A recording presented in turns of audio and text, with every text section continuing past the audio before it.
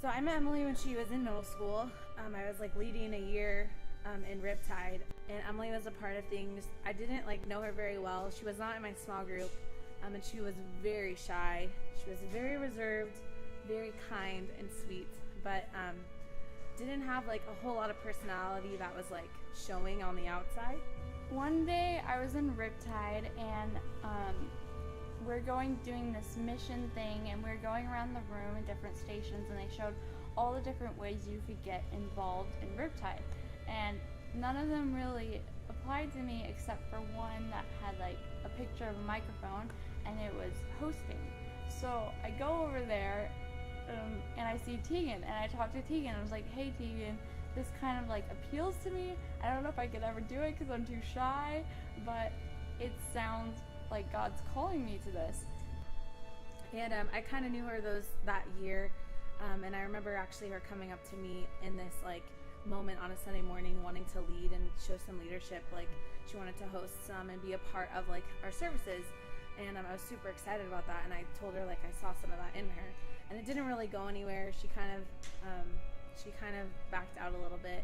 So like God, my entire life, I kept feeling like God wanted me to be a leader in my community, but that was so confusing to me because I was constantly scared of everything. I was scared of people, I was scared of talking, but when I would get in front of people and actually talk, and like I felt like power through that, and God would speak through me, and that was a really powerful experience, and I wanted more of it, but I kept getting held back by my fear and what I thought I was. I thought, oh, I'm a shy person. I don't belong on stage in front of people talking, but I do. And that's what's crazy.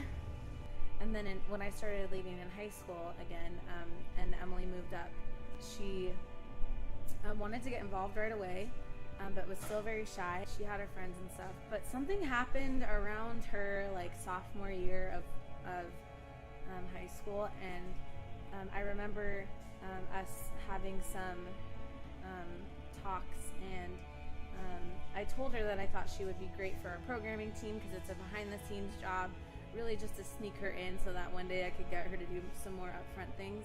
So she started helping me out with that and was wonderful. And then there was one Sunday morning where we came in, and she and Emily was there producing, and I didn't have a host because one of the boys that was supposed to be hosting like never showed, or alarm clock didn't go off or whatever.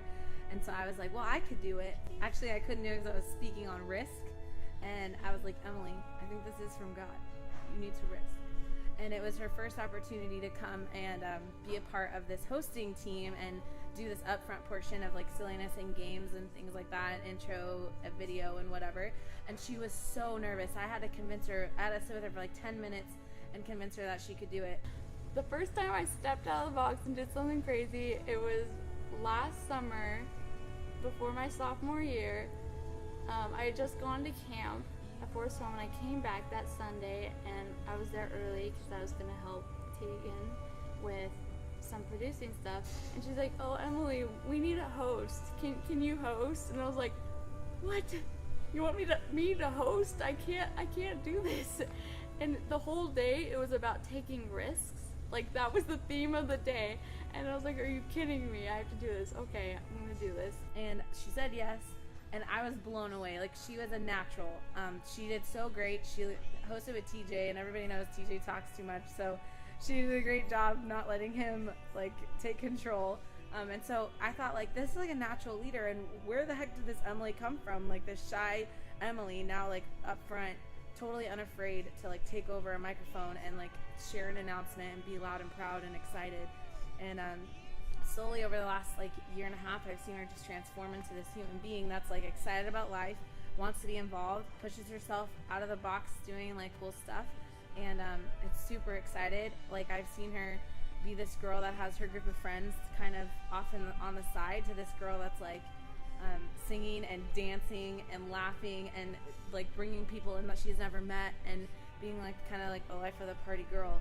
So it's been really fun to watch Emily transform into this like lively Emily that I really think she was created to be, and I'm excited to see like where God takes her in the future. Coming into Engage, I had already been changing. God had been working on my heart. I was like, you know what? It's time that I am what God created me to be, and I don't think that shy person that I was exactly who I was supposed to be. I mean, yeah, I was filling myself with good stuff, good grades, good friends, but I didn't feel like I was where I was meant to be. And then also, I went to another camp, and I felt like God wanted me to talk to this certain person. And I was like, okay, this is weird. I'll talk to her.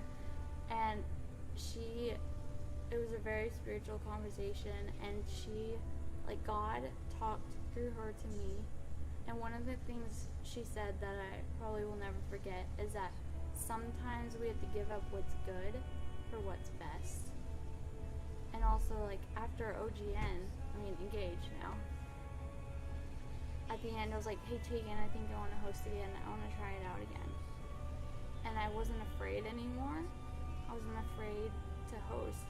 And now I feel like I can finally be the leader and individual that God has called me to be, and I don't need to be afraid, and I can step out and be that person. And I want the life that's best for me, not the life that seems easy or good.